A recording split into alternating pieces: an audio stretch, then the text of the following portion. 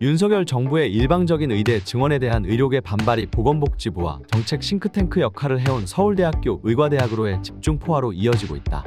22일 신현영 더불어민주당 의원은 지난 20일 MBC 100분 토론에 출연해 종합병원 봉지기가 연봉 3에서 4억 원을 받는다는 김윤 서울대 의대 의료관리학교실 교수의 발언을 과거 자신의 소득 내역을 공개하면서 반박했다. 신 의원은 2018년 전문의로서 명지의료재단과 한양대학교 의과대학 전임교수로 두 기관에서 합한 연봉을 공개한다면서 두 기관으로부터 한 해 동안 수령한 약 1억 원 가량의 근로소득원 천징수 영수증을 페이스북에 올렸다. 앞서 김윤 교수가 우리나라에서 의대를 졸업하고 전문에 마친 뒤 군대까지 다녀오면 35살이다. 34살에 전문의를 달고 받는 연봉이 3에서 4억 원인 반면 의대가 아닌 다른 대학으로 진학해 대기업에 들어가 35세 과장이라 가정하면 연봉이 1억 남짓이라고 한 것은 거짓이란 지적이다.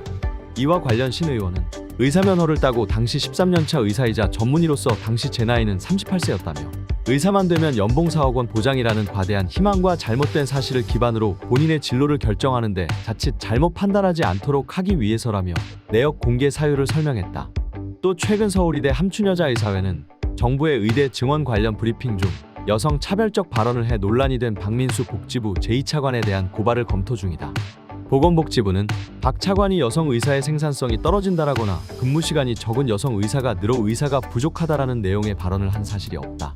수급 추계 방법론에 대한 객관적 사실에 대한 설명이라고 해명했지만 여의사회는 여성을 격려는 못할 망정 제대로 일을 못할 것이기에 더 많은 의대 증원이 필요하다는 논리로 이용하는 것은 좌시하기 어렵다고 반박했다.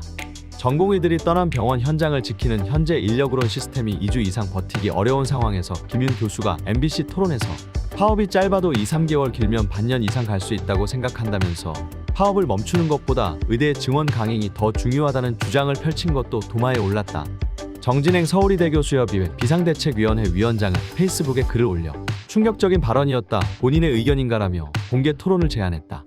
복지부의 싱크탱크를 자처해온 서울대 의대가 분열과 갈등으로 치달으면서 의료계 안팎 개선 환자 치료 경험 없는 행정의사를 양산한 서울의대 의료관리학교실에 대한 비판의 목소리도 높아지고 있다.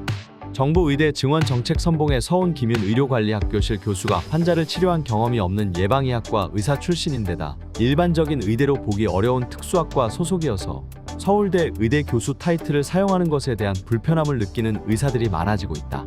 익명을 요구한 한지방대 의대 교수는 의료관리학교실은 노무현 정부 시절 청와대 사회정책수석비서관을 지낸 김용익 전 의원이 국내 처음으로 설치한 교실인데 예방의학 전공의 수련 과정을 일부 운영한다고는 하지만 서울대를 비롯해 극소수 대학에만 있는 조직이라며 보통 의대 교수들이 전공의와 전문의 경험과 학문적 바탕으로 의사를 교육하는 것과는 달리 사회과학자를 배출하는 학과가 의대 타이틀을 유지하며 언론에 소개되면서 의료 정책을 논하는 것은 문제라고 지적했다.